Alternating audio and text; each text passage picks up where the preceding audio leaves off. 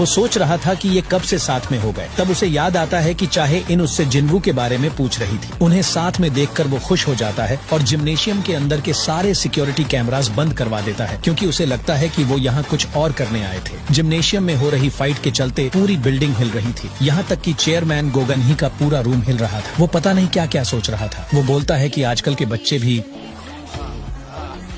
उधर चाहे इन इग्रिस को डिफीट कर देती है और वो जिन्वू को अपने बेस्ट सोल्जर को समन करने के लिए बोलती है। तब जिन्वू बताता है कि तुम उससे हर्ट हो सकती हो। तब चाहे इन बताती है कि मुझे फर्क नहीं पड़ता, क्योंकि वैसे भी मुझे उससे दोबारा फाइट करनी है। तब जिन्वू समझ जाता है कि वो बेरू से फाइट करना चाहती है, क्योंकि एक बार वो उससे हार चुकी थी। जिसके बाद जिन्वू बेरू को समन करता है और वो चाहे इनसे पूछता है कि क्या वो सच में इससे फाइट करना चाहती है। जिन्वू जानता है कि भले ही शैडो सोल्जर्स मरने के बाद पहले से वीक हो जाते हैं, लेकिन बेरू को केवल हंटर्स को खत्म करने के लिए बनाया गया था। उसने एक किलिंग वेपन की तरह जन्म लिया था, इसीलिए जिन्वू को डर था कि कहीं वो चाहे इनको चोट ना पहुंचा दे। अब बेरू जिन्वू से बोलता है कि माय किंग, मुझे इस इंसान के साथ क्या करना है। जिन्वू उसे बताता है कि तुम्हें उसे हराना है, पर ध्यान रखना कि गलती से भी वो डैमेज ना हो। बेरू मान जाता है और चीखने लगता है। उसके ऑरा को देखकर चाहे इन डर जाती है कि जिन्वू इससे फाइट कर चुका है। इसके बाद बेरू फाइट के लिए तैयार हो जाता है और अपने नाखून बढ़ा लेता है, लेकिन जिन्वू उससे बोलता है कि उसे अंदर करो, अगर उसे एक खरोंच भी आई तो तुम्हारा जीना हराम कर दूंगा। ये सुनते ही बेरू की फट जाती है और वो नॉर्मल हो जाता है और अपने पंजे अंदर कर लेता है। इस बार चाहे इन पहले अटैक करती है, लेकिन उसके कुछ भी करने से पहले बेरू उसके पीछे पहुंच जाता है, जिससे चाहे इनके फेस में पसीने आ जाते हैं, क्योंकि बेरू ने उसके साथ पहली बार भी यही किया था। चाहे इन ये बोलते हुए वापस अटैक करती है कि सेम ट्रिक उसके लिए वर्क नहीं करेगी। वहीं बेरू सोच रहा होता है कि मालिक ने मुझे बिना डैमेज किए हराने को बोला है, इसीलिए वो सोचता है कि उसे केवल अपनी पावर दिखाना है, जिसके बाद वो खुद ही हार मान लेगी। लेकिन चाहे इन उस पर लगातार अटैक करती है और बेरू बिना अटैक किए उसके सभी अटैक्स को डॉज कर लेता है। इसके बाद बेरू चीखता है और उसकी केवल चीख से ही चाहे इन पीछे उड़ जाती है, जिससे जिन्वू को लगता है कि चाहे इन हार मान जाएगी, लेकिन वो हार नहीं मानती है। इसीलिए जिन्वू पूरी तरह से हैरान था कि ये जानने के बाद भी कि बेरू उससे बहुत ज्यादा पावरफुल है, फिर भी वो फाइट कर रही है। जिन्वू जानता है कि बेरू सबसे अलग है। भले ही वो सोच समझ सकता है, लेकिन वो एक किलिंग मशीन है और अब तक बेरू उसे खत्म करने के लिए खुद को रोके हुए है। लेकिन जिन्वू ये भी जानता है कि चाहे इनके पास भी फाइट करने के लिए अपने खुद के रीजंस हैं। अब बेरू को धीरे धीरे गुस्सा आ रही थी, क्योंकि उसकी डिक्शनरी में होल्ड बैक करने का सिस्टम नहीं था। उसके हिसाब से सामने वाला या तो उसका शिकार होगा या फिर शिकारी। इसीलिए बेरू को चिढ़ होने लगी थी और अब वो भी अटैक करना स्टार्ट कर देता है। चाहे इन उसके अटैक से बचते हुए सोर्ड डांस स्किल का यूज करती है और बेरू पर खतरनाक अटैक करती है, लेकिन बेरू उसकी सोर्ड को तोड़ देता है। लेकिन इसके बाद चाहे इन सोर्ड ऑफ लाइट स्किल का यूज करती है, जिसमें उसका बहुत ज्यादा माना खर्च होता है और अभी इसे वो केवल एक ही बार यूज कर सकती है, लेकिन उसकी ये स्किल बहुत ज्यादा पावरफुल थी। वो अब बेरू पर खतरनाक तरीके से अटैक करना स्टार्ट कर देती है, जिसे देखकर जिन्वू भी हैरान हो जाता है। लेकिन इस मूवमेंट पर बेरू के माइंड में एक कमांड चलने लगती है और ये वो कमांड थी जिसे एंट क्वीन ने उसके जन्म के टाइम पर दिया था, और कोई भी चीज उसे ये कमांड भूलने नहीं देगी, क्योंकि ये उसकी इंस्टिंक्ट के अंदर था। और कमांड ये था कि अपने दुश्मन को खत्म कर दो, और इस टाइम पर चाहे इन उसकी दुश्मन थी। बेरू के माइंड में क्वीन का कमांड आते ही वो अपनी फुल पावर में आ जाता है। वो अब चाहे इनको खत्म करने वाला था। जिन्वू चिल्लाकर उसे रोकने की कोशिश करता है, लेकिन वो फिर भी नहीं रुकता है। बेरू उसे मारने ही वाला था, लेकिन तभी जिन्वू तुरंत उसका हाथ पकड़ लेता है। जिन्वू उस पर गुस्साते हुए बोलता है कि मैंने तुम्हें रुकने के लिए बोला था। वो चाहे इनसे पूछता है कि वो ठीक है कि नहीं। उधर बेरू अपने सिर के साथ पूरी बॉडी को जमीन में रखकर जिन्वू से माफी मांगता है कि प्लीज मुझ पर दया दिखाइए, जिस पर जिन्वू अजीब सा फेस बना लेता है। इसके बाद जिन्वू चाहे इनसे पूछता है कि तुम खुद को इतना पुश क्यों कर रही हो, ये सिर्फ एक टेस्ट है, और वो भी ऐसे गिल्ड का टेस्ट जिसका अभी तक नाम भी नहीं है, और तुम्हारे जैसी हंटर को अपनी लाइफ इस तरह रिस्क में नहीं डालना चाहिए। इसके बाद जिन्वू पूछता है कि आखिर तुम ये सब किस लिए कर रही हो। फिर वो उससे पूछता है कि क्या तुम मुझ में इंटरेस्टेड हो। ये सुनकर चाहे इन पूरी तरह से चौंक जाती है। अब जिन्वू कुछ और बोल पाता इससे पहले ही चाहे इन हाँ बोल देती है। वो बोलती है ऐसा ही लगता है। उसका फेस फिर से लाल हो जाता है और आखिरकार वो जिन्वू के सामने इस बात को एक्सेप्ट कर लेती है कि वो जिन्वू को पसंद करती है।